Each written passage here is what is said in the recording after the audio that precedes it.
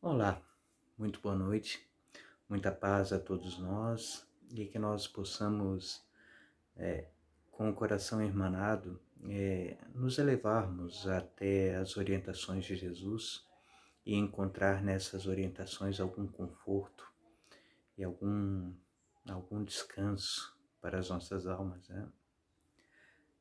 E aliás, o nosso tema hoje é sobre essa passagem de Jesus. Vale a pena nós analisarmos um pouco de por que Jesus teria nos aconselhado a buscarmos repouso para as nossas almas. Porque Jesus nos teria aconselhado a buscá-lo quando sobrecarregados, cansados, oprimidos, e ele nos aliviaria. Vale a pena lembrar que Jesus sempre colocou com muita propriedade das finalidades da nossa existência na vida física. Em nenhum momento Jesus nos colocou que a existência física, a vida material na reencarnação, seria um parque de diversões ou uma viagem de passeio. Mas Jesus, em várias oportunidades, nos coloca da seriedade dos objetivos da existência. E nos coloca que o objetivo de nós existirmos não é outro senão de nós nos aperfeiçoarmos, de nós nos desenvolvermos, de nós crescermos e atingirmos patamares diferentes daqueles que nós conhecemos como sendo o comum.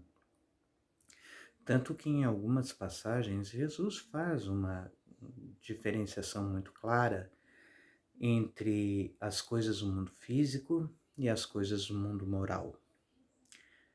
E Allan Kardec, quando traz essas questões investigando a espiritualidade, quanto da codificação da doutrina espírita, tem várias vezes oportunidade de receber as orientações da espiritualidade no sentido de que a vida, que a matéria, a vida física, tem o objetivo de preparar terreno ao espírito para o desenvolvimento desse, para o crescimento desse. E tanto que coloca Allan Kardec que a doutrina espírita é a ciência que investiga as relações do mundo invisível, do mundo incorpóreo, do mundo espiritual, com o mundo físico, com o mundo material e as consequências morais que decorrem dessa relação.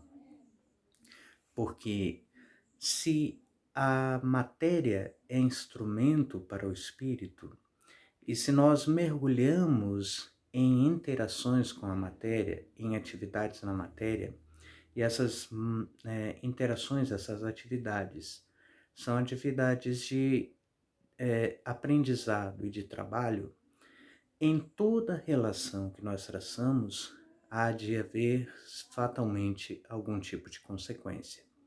E Kardec coloca que as consequências dessas relações haverão sempre de ser morais.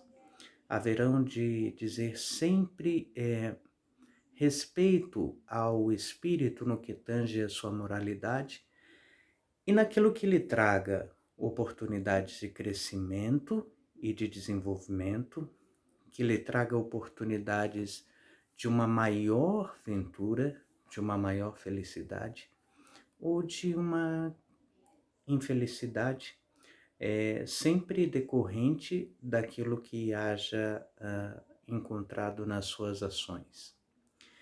E Jesus nos diz, em várias passagens, que a vida física não é fácil.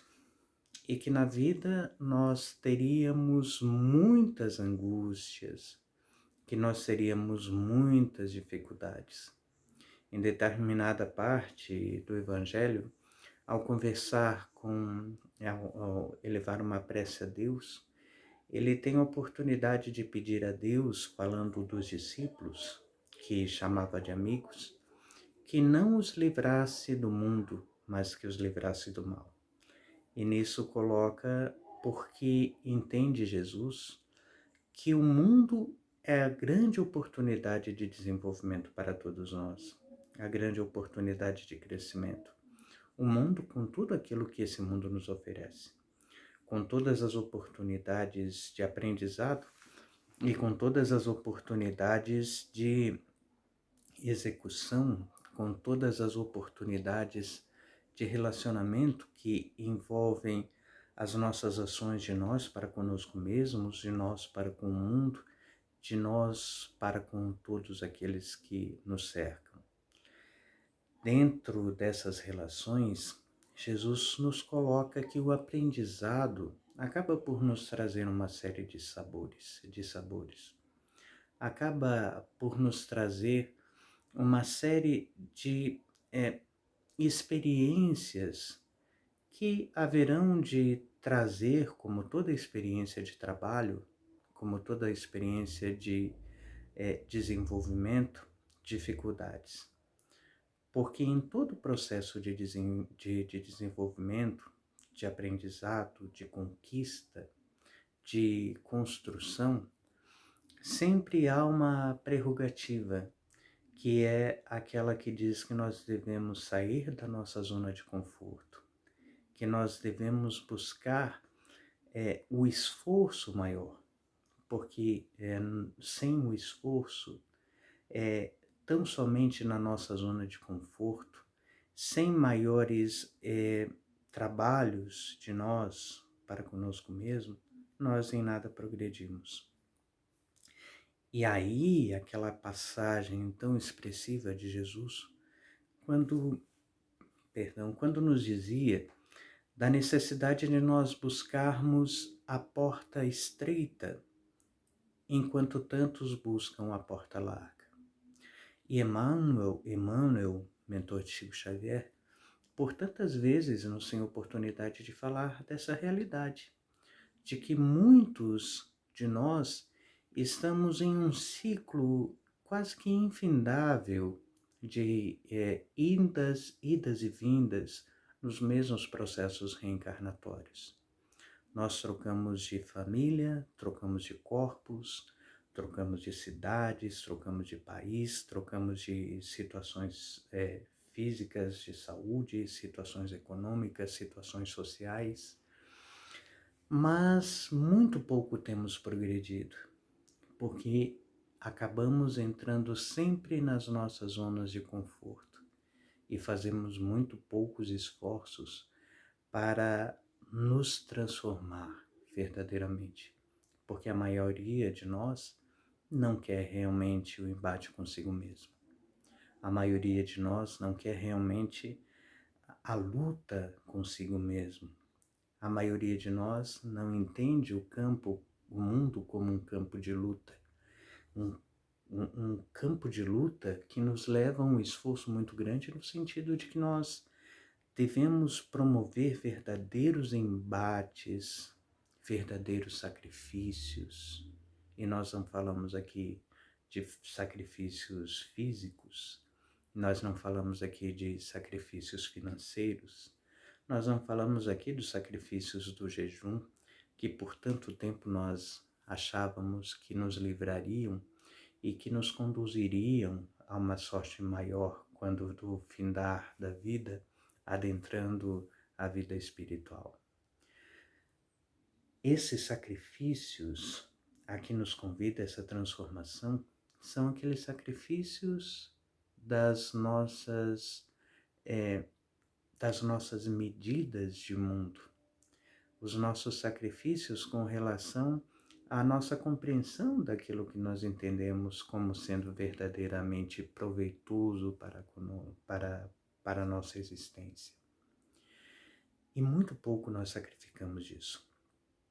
Nós entendemos que na maioria das vezes a vida seja verdadeiramente um parque de diversões e muito pouco nos esforçamos para vencer as nossas más inclinações, as nossas más tendências, e costumamos permanecer sempre nos mesmos vícios, porque não percebemos a necessidade de nós mudarmos.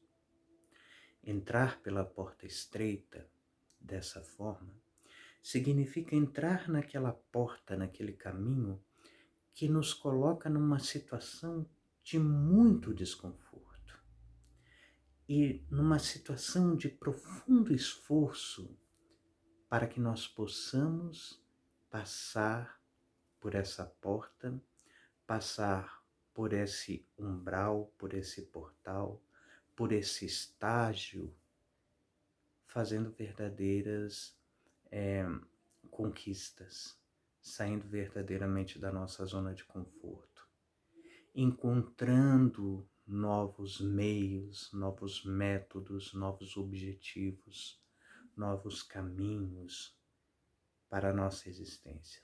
Começando a entender dessa forma o que é importante, não tão somente para o corpo, porque o corpo verdadeiramente é importante, mas o que é importante para o espírito imortal que nós somos. Dentro dessa visão, dentro dessa ótica, a vida acaba nos apresentando uma série de sabores. E quando nós procuramos vencer a nós mesmos, nós precisamos também vencer a muitas coisas fora de nós mesmos. Nós precisamos vencer as incompreensões do mundo que não nos entende. Nós precisamos vencer as intolerâncias, as impaciências, a forma com que a sociedade nos entende como estando fora da realidade, porque nós buscamos objetivos diferentes. E nós nos sentimos, por vezes, cansados, sobrecarregados. Aí, o que nos vem dizer Jesus? Dentro desse caminho diferente, dentro dessa porta estreita que nos convida a esse sacrifício, a essa saída da zona de conforto, a esta busca de uma forma diferente de pensar, de entender e de sentir, dentro deste caminho que é esta porta estreita, que nos convida a romper com tudo aquilo que não é mais interessante para com a evolução espiritual, conforme dizia Paulo de Tarso, o bom combate, bom, mas nem por isso fácil, bom justamente porque difícil. Por isso, dizia Jesus, vinde a mim, todos vós que estáis cansados às lutas, sobrecarregados pelos esforços, e eu vos aliviarei. E nós, quando ouvimos essa passagem de Jesus, muitas vezes temos entendido de forma errada, ainda de forma equivocada, porque nós ainda acreditamos que ir a Jesus signifique buscá-lo dentro de uma religião, buscá-lo dentro de um templo, buscá-lo tão somente nas preces, buscá-lo tão somente nas orações. E aqui não recriminamos nem as religiões, nem os templos, nem as preces e nem as orações. A religião, quando bem entendida, no seu fundamento de nos religar a Deus, é dos processos que mais nos aproximam da verdadeira espiritualização. É dos processos que mais nos aproximam da verdadeira visão de Deus. As preces, as orações, têm sim o fundamento, o objetivo real de nos fortalecer a alma, de nos entregar, de nos integrar à espiritualidade, de nos integrar verdadeiramente ao sentimento, ao coração magnânimo de Jesus, porque nos colocando a nu, a alma, nos faz nos elevarmos das coisas mais imediatas e mais comuns e buscarmos sair por um instante da sensação segura dos nossos corpos ou da sensação dolorosa que a vida nos impõe e nos elevarmos um pouco mais além das sensações que o mundo nos oferece, mas imediatamente sendo boas ou más.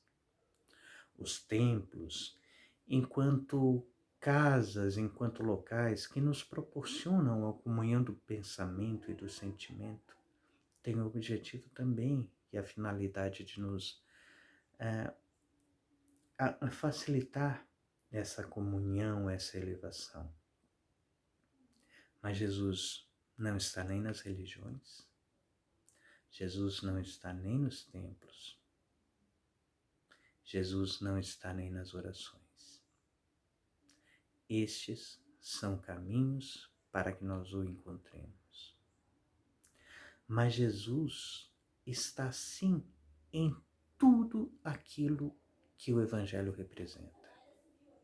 E quando nós falamos em Evangelho, nós não queremos colocá-lo como propriedade desta ou daquela religião, deste ou daquele templo. Mas nós colocamos o Evangelho como sendo a manifestação mais perfeita da lei de Deus para os homens, da lei de Deus pelos homens. Como nos disse um tempo atrás, um espírito que nos falava com muita propriedade de que o Evangelho é a carta magna de Deus para com os homens, para todos os homens, e que Jesus é o intermediário desta carta magna. O Evangelho é a lei de Deus que se faz entender por Deus para os homens. E o intérprete desse entendimento é Jesus.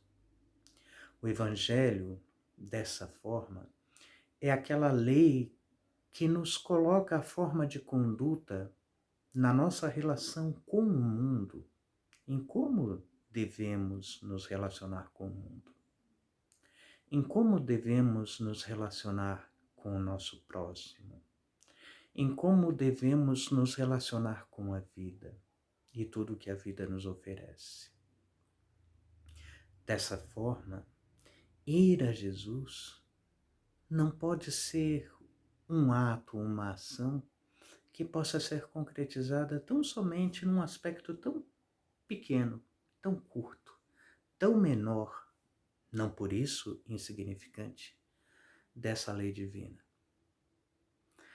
Porque se Deus está em todas as partes, e Deus está em todas as partes, se nós nos encontramos mergulhados em Deus, e nós nos encontramos mergulhados em Deus, se nós nos movemos em Deus, e nós realmente nos movemos em Deus, e se entendemos aquilo que Jesus dizia quando afirmava aos discípulos: quem vê a mim, vê ao Pai, nós podemos entender que ir a Jesus é o mesmo que ir a Deus, que buscar a Jesus é o mesmo que buscar a Deus, em todos os campos de ação, em todos os lugares, em todos os templos. Mas Jesus nos coloca algo muito interessante em diversas passagens. Quem fizer a mim, quem fizer ao menor dos pequeninos, é a mim que o fará, dizem em certa passagem. Estive frio e me visitaste, dizia em outra passagem. Estive nu e não me abrigaste, dizia em outra passagem. E assim, nessas passagens de construção, nós vamos entender que buscar a Jesus é uma ação que pode ser feita quando nós buscamos também ao outro. Quando nós buscamos também ao outro no entendimento daquilo que é o outro, na aceitação daquilo que é o outro. na paciência para aquilo que é um outro, na visão do divino daquilo que é o outro, na visão das imperfeições daquilo que tem o outro como sendo sementes das virtudes da divindade daquilo que é o outro. E nisso nós entendemos que a nossa porta para encontrar a Jesus, para estar mais próximos de Jesus, para buscar a Jesus, é verdadeiramente o outro, é a nossa relação com o outro. Porque somente assim, nessa visão do outro e de como vivenciar Jesus é que nos aproxima de Jesus, nós podemos entender que todo o bem que nós fazemos nos aproxima de Deus, que todo o trabalho que nós fazemos em Deus nos afasta das dores, nos afasta dos desamores, nos afasta das angústias, nos afasta dos temores, nos afasta da escuridão. Não por outra razão, dizia Allan Kardec, com toda a propriedade, que não se pode dizer que fora da verdade não há salvação, ou tampouco que fora da igreja não há salvação, e nem ainda que fora do espiritismo não há salvação. Mas o que se pode verdadeiramente afirmar somente é que fora da caridade não há salvação. E a forma mais eficaz que nós temos de vivenciar a caridade é de buscarmos a Jesus em nós mesmos, de encontrarmos a Jesus nos nossos corações, nos nossos sentimentos, nos nossos ideais, nos nossos objetivos, nas nossas ações.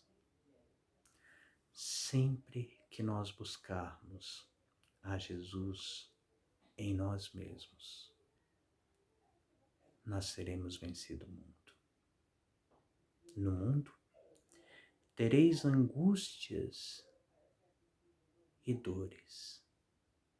Olhai, não vos assusteis. Eu venci o mundo.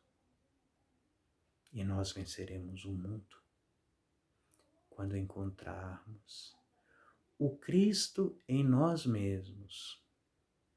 Aquilo que afirmava Paulo de Tarso tão sabiamente. Já não sou eu quem vivo, é o Cristo que vive em mim. Muita paz. E que Jesus possa ser o nosso rumo, o nosso norte, a nossa inspiração. Fiquemos em Deus.